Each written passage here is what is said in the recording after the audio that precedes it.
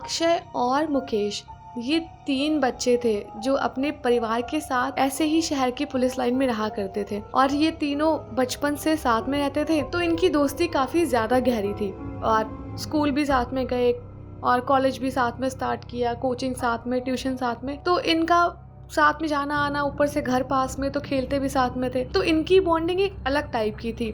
बाकी जो दोस्त स्कूल कॉलेज में मिलते हैं उतने टाइम के लिए, उनसे काफ़ी ज़्यादा अलग, क्योंकि सारे टाइम ये तीनों एक दूसरे को देखते थे। बस रात में घर सोने जाते, बाकी टाइम खेलना कूदना लगा रहता। टाइम निकलता गया, धीरे धीरे ये लोग बड़े हो गए और इन तीनों का एडमिशन कॉलेज में हो गया। अब कॉलेज में भी तीनों साथ में जाते थे और तीनों की वही अपनी साइकिल थी। साइकिल लेके ऐसे सड़कों पे निकलते, अपना कॉलेज जाते, बस मस्ती मजाक करते हुए घर वापस आते। अब एक बार ऐसा हुआ कि ये तीनों कॉलेज से वापस आ रहे थे और वापस आते आते ऐसे हंसी मजाक कुछ बात पे होने लग गया और तीनों बहुत तेज तेज से हंसने लग गए। अब उसी हंसी मजाक की बात के चक्कर में जो मुकेश की साइकिल थी वो बिल्कुल डिसबैलेंस हो गई और उस चक्कर में वो जाके एक बड़े से पत्थर से टकरा गई और मुकेश वहीं पे गिर गया। अब जब मुकेश गिरा तो उसका पैर उसकी साइकिल के नीचे दब गया और पैर मुड़ने की वजह से उसे हल्का सा खून बह रहा था और वो पैर अपना उठा भी नहीं पा रहा था, क्योंकि शायद गहरी चोट लग गई होगी पैर में। तो वो वही साइकिल के नीचे एकदम पड़ा रहा। अब इसके दोस्तों ने साइकिल रोकी और इसको उठाने के लिए आगे बढ़े। अब इसको उठाया, पास में ही जो पत्थर था उसके थोड़ा सा आगे जाके बिठाया और इसको पूछने लगे कि पैर मुड़ रहा है, चल रहा है, नहीं चल रहा। तो मुकेश ने बोला कि बिल्कुल भी पैर काम नहीं कर रहा और बहुत दर्द हो रहा है। अब उसके पैर से थोड़ा खून भी बह रहा था। अब बात ये थी कि जब ये लोग कॉलेज से निकले थे तो थोड़ा सा आगे आ गए थे और अभी इस रास्ते में ज्यादा घर वगैरह नहीं थे। अभी फिलहाल दोपहर का टाइम था तो इतने कुछ खास लोग निकल भी नहीं रहे थे। तो इन दोनों को लगा कि अब किससे हेल्प मांगेंगे, मुकेश बेचारा चल भी नहीं पा रहा है। तो जो सिम्मी थी उसने अक्षय को बोला कि एक काम कर, तू मुकेश के पास बैठ, मैं जाके आसपास देखती हूँ कहीं से कोई हेल्प मिल पाए या फिर कोई अपनी गाड़ी वगैरह रोक देगा तो मुकेश को घर छुड़वा देंगे। तो अक्षय इस बात को मान गया, बोला ठीक है जल्दी से जा और कोई मदद मिले तो फटाफट उसको लेके आ। सिम्मी ऐसे ही लोगों को गाड़ी रोकने को बोलने लग गई, किसी से कुछ पूछने लग गई, लेकिन आसपास में कोई इतना ज्यादा हेल्पफुल नहीं दिखा उसे। अब ऐसे ही ढूंढते ढूंढते जो रास्ता था ये सुनसान वाला, वो उससे थोड़ा सा आगे चली गई और जैसे ही वो आगे गई तो उसको रोड से थोड़ा सा अलग हटके एक घर दिखाई दिया। वो घर काफी यूनिक जगह पे बना हुआ था। एक साइड तालाब था, बीच में घर था, चारों तरफ हरियाली सी थी और वो घर बड़ा प्यारा सा बना था, मतलब छोटा सा घर और बड़ा सुंदर सा घर था। तो जैसे ही सिम्मी अंदर गई और सिम्मी ने गेट नॉक किया, अभी गेट किसी ने खोला नहीं, लेकिन सिम्मी आवाज चिल्ला चिल्ला के देने लग गई कि कोई है अंदर, कोई है, प्लीज हमारी मदद करो, कोई है क्या। कोई भी आवाज नहीं आई। तो सिम्मी ने अपने दोस्त की खातिर, मतलब उसको चाहिए था कोई हेल्प जल्दी से कर दे अपनी दोस्त की, तो वो उसने गेट पे हल्का सा हाथ लगाया। जैसे ही उसने गेट पे हाथ लगाया वो घर का गेट खुल गया।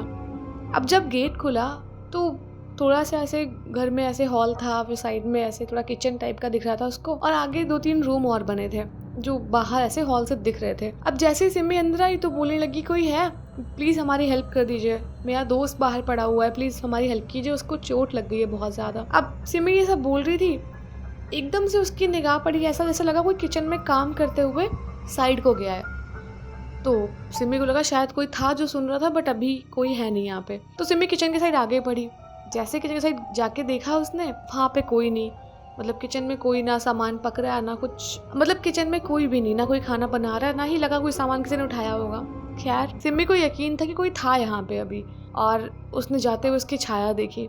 अब सिम्मी किचन के साइड आवाज दे रही थी, उतने में सिम्मी को लगा कोई सीढ़ी से चढ़ के ऊपर जा रहा है और पैरों की आवाज एकदम साफ सुनाई दी। जब तक सीढ़ी के साइड वो आई तब तक दोबारा से उसको हल्की सी परछाई दिखी किसी के ऊपर जाते हुए। अब सिम्मी उसके पीछे लग गई बोलते हुए कि अरे प्लीज सुनिए, एक बार थोड़ी सी हेल्प कर दीजिए, अरे थोड़ी सी बैंडेज वगैरह कुछ भी अगर आपके पास पड़ा है दे दीजिए, हम अपने दोस्त को पट्टी बांध दे, उसके पैर से बहुत खून निकल रहा है। सिम्मी बोली जा रही है और बार बार वो परछाई से उसको दिख रही है, वो उसके पीछे पीछे जाए जा रही है। अब जैसे ही सिम्मी सीढ़ी चढ़ के ऊपर गई, जाके उसने देखा तो ऊपर वाला फ्लोर कुछ ज्यादा खास बड़ा बना नहीं था, अभी शायद बन रहा था या जो भी था। बाहर से तो पूरा घर अच्छे से बना दिखाई दे रहा था, बट घर के अंदर जब वो गई थी तो जो ये फर्स्ट फ्लोर था, ग्राउंड फ्लोर से ऊपर वाला फ्लोर, इस पे ना मतलब एक रूम बना था, एक हॉल ऐसे बना हुआ है और कुछ रूम के ऐसे कांचे टाइप के कटे हुए थे, मतलब दीवारें वगैरह थी लेकिन प्रॉपर बना नहीं था वो भी। अब सिम्मी ऐसे आवाज देते देते ऊपर पहुंच गई और ऊपर आके उसको बड़ा अजीब सा लगा कि यार बाहर से घर इतना सही दिख रहा था और अंदर ऐसे बना भी नहीं अभी तक ठीक से, कि यार सिम्मी को तो मदद चाहिए थी, उसको घर से क्या करना था। तो सिम्मी वापस से आवाज देने लग गई किसी को भी कि कोई कुछ मदद कर दो ये वो। तभी सिम्मी ने देखा कि ऊपर जो रूम एक बना हुआ है प्रॉपर, उस रूम के बाहर ऐसे ताला लटका हुआ है और कुछ ऐसे किसी ने डोरी वोरी बांध रखी है ऊपर। और बाकी रूम में कोई ऐसा था ही नहीं, बाकी रूम में सब दरवाजे ही नहीं लगे थे, सब खुले पड़े थे। क्या अब सिमी को लगा शायद यहाँ पे भी कोई नहीं है, जो भी होगा शायद कोई छत पे चला गया हो या कोई नहीं चाहता हो बात करना मदद करना। और ये सोच के सिमी वापस मुड़ने लग गई कि यहाँ टाइम वेस्ट करने से अच्छा है किसी और के घर जाके पूछ लेती हूँ। अब सिमी जैसे ही जीने के साइड थोड़ा सा आगे बढ़ी, सीढ़ियाँ उतरने ही लग रही थी, उतने में उसको आवाज आई जैसे किसी ने गेट खोल दिया हो जो ताला लगा हुआ था। सिमी वापस पहुंची, वो ताले वाले गेट के पास गई तो अभी ना ताला टूट के नीचे गिर गया एकदम, और वो रूम सिर्फ अभी बाहर से लॉक था। अब सिमी ने कोशिश की गेट खोलने की, और जैसे उसने गेट खोला देखा अंदर एक आदमी सो रहा है, और वो आदमी काफी ज्यादा मतलब अच्छा खासा लंबा चौड़ा, एक खटिया पड़ी हुई है उस पर कंबल डाल के ऐसे सो रहा है। और अब सिमी को थोड़ा गुस्सा आ गया, कब से वो मदद मांग रही थी और ये बंदा रिस्पॉन्स नहीं कर रहा और बाहर ताला लगा हुआ था। तो सिमी बोलने लग गई कि आपको कब से आवाज दे रही हूँ, प्लीज थोड़ी सी मदद कर दीजिए, क्या इतनी सी मदद करने पे आपको कुछ हो जाएगा, कुछ नुकसान हो जाएगा, प्लीज मदद कर दीजिए हमारी ये वो इंसान सो रहा है या पता नहीं क्या कर रहा है, लेकिन बिल्कुल भी रिस्पॉन्स नहीं कर रहा था वो सिमी की बात का। सिमी को बड़ा बेकार लग रहा था कि यार आज के टाइम में कोई किसी की मदद करना ही नहीं चाहता। बस सिमी को बड़ा बेकार लगा, वो ऐसे उल जलूल बातें बोलने लग गई और वो रूम से निकल के बाहर जाने लग गई। जैसे वो बाहर जाने लग गई रूम का गेट अचानक से बंद हो गया। अब सिमी उस रूम में अकेली, और अब सिमी इधर देख के उस आदमी को बोलने लग गई गेट खोलो, अभी मुझे बाहर निकलना है, मुझे बाहर निकलना है, मेरे दोस्त को बहुत चोट लगी हुई है, मुझे प्लीज जाने दो, और जो भी हो गया मुझे तुमसे कोई मदद नहीं चाहिए, बस अब मैं जा रही हूँ, ये सब बोलने लगी। लेकिन वो आदमी अभी भी सो रहा था। अब सिमी डर के मारे थोड़ा पैनिक करने लग गई उस टाइम, और एकदम से उसने ऐसे अपनी मतलब आंखें बंद करके चिल्लाना शुरू कर दिया, अभी गेट खोलो ऐसे बोलने लगी। जैसे सिमी ने आंख खोली देखा कि जो आदमी अभी सो रहा था वो अभी सिमी की आंखों के सामने खड़ा था, और वो कोई इंसान नहीं था, वो कोई प्रेत आत्मा थी। उसकी आंखें जो थी ना उसके ऊपर बिल्कुल वाइट जैसी परत टाइप की चढ़ी हुई थी। उसका चेहरा इतना भयानक सा दिख रहा था, इतना डरावना दिख रहा था, उसकी बड़ी बड़ी मूछें, बड़ी दाढ़ी, बड़ा ही डरावना दिख रहा था वो आदमी। और सिमी को देख के वो इतनी तेज हंसने लग गया और बोलने लग गया, बहुत टाइम बाद आज कोई नया शिकार मेरे पास आया है, चलो तुम्हें भी वही पहुंचा देता हूँ जहाँ पहले के सारे शिकार को अपने पहुंचाया हुआ है। और ये बोल के वो सिमी की बालों को बिल्कुल ताकत से पकड़ के खींचने लग गया। सिमी के पूरे शरीर को उसने एकदम नाखून जैसे कोई जानवर नाखून मारता है वैसे उसने उसके हाथ पैर पे ऐसे नाखून मारे, उससे उसका मांस निकल गया। अब सिमी बेचारी डर के मारे बस चिल्लाई जा रही थी, लेकिन उस आदमी ने सिमी के बाल ऐसे पकड़ रखे थे अपने हाथ से और उसको घसीटते हुए घर से बाहर निकाल के जंगल के साइड लेके जाने लग गया। अब सिमी बेचारी बाहर जा रही है, चिल्ला रही है, लेकिन कोई उसकी आवाज सुन ही नहीं पा रहा था, या पता नहीं कोई जैसे सम्मोहन टाइप का होता है वो जो भी था, लेकिन सिमी की आवाज कोई नहीं सुन पा रहा था। बड़ी देर हो गई और सिमी सब स्ट्रगल कर रही थी। उसके दोस्तों को इसका आइडिया भी नहीं था। उसके दोस्तों को अब चिंता होने लग गई कि इतनी देर हो गई सिमी अभी तक आई ही नहीं।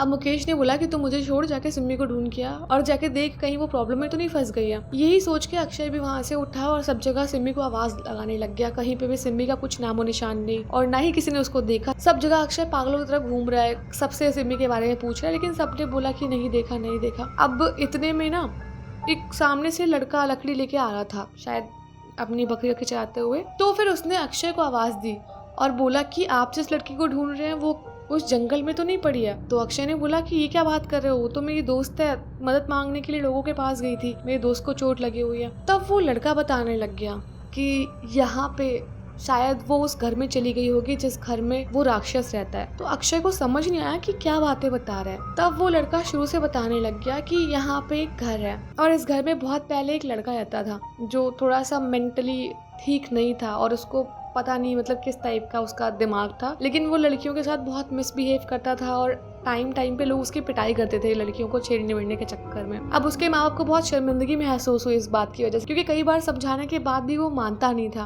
तो इस वजह से वो घर वाले जो थे वो घर अपना छोड़ के कहीं और रहने लग गए और वो लड़का यहीं पे रहता था। और ऐसे ही किसी बड़ी फैमिली की लड़की को उसने एक बार छेड़ दिया, तो जो भी गाँव वाले थे बहुत गुस्से में आ गए और उसको बहुत पीटा, इतना पीटा कि उसको बड़ा फिर उस दिन हीन भावना से उसके मन में आ गई कि इतनी ज्यादा समाज के सामने उसकी बेइज्जती हो गई है। और वो घर आया, उसने अपनी जान ले ली। मतलब वो चीज़ अच्छी नहीं है और कभी किसी को ऐसा नहीं करना चाहिए, बट वो मेंटली इल था, वो चीज़ों को समझ नहीं पाया, प्रोसेस नहीं कर पाया, तो जो भी उसने किया गलत किया। खैर, और उसी वजह से उसकी जो आत्मा है वो आज तक इसी घर में रहता है और बहुत बारी वो ऐसे लड़कियों को या किसी को भी अपना शिकार बनाता है और जाके जंगल में फेंक देता है और रात में उनको खा जाया करता है। अब यही सब स्टोरी सुन के अक्षय ने बोला कि चलो ठीक है, तुमने जहाँ मेरे दोस्त को देखा है मुझे वहाँ ले चलो।